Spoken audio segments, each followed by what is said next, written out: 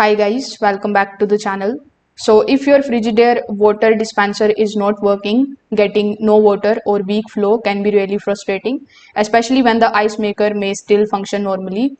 So in today's video, I'm going to show you exactly how you can fix this error step by step.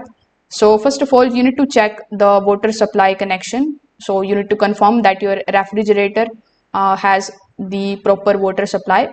You can inspect the water line behind the fridge for kinks, bends, or leaks that may reduce the water pressure to the dispenser. After doing so, you just have to simply replace the water filter.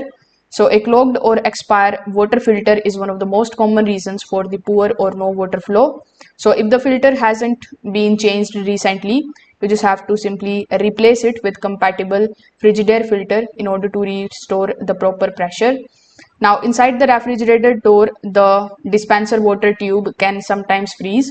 So, if you hear the dispenser motor but no water comes out, a frozen internal line may be blocking the flow.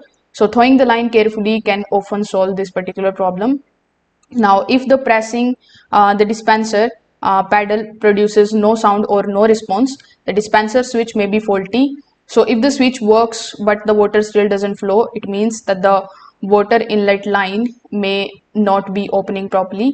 So you can try these easy fixes and see if it is working properly again. If this video helped you out, make sure that you like this video and subscribe to the channel. Thanks for watching.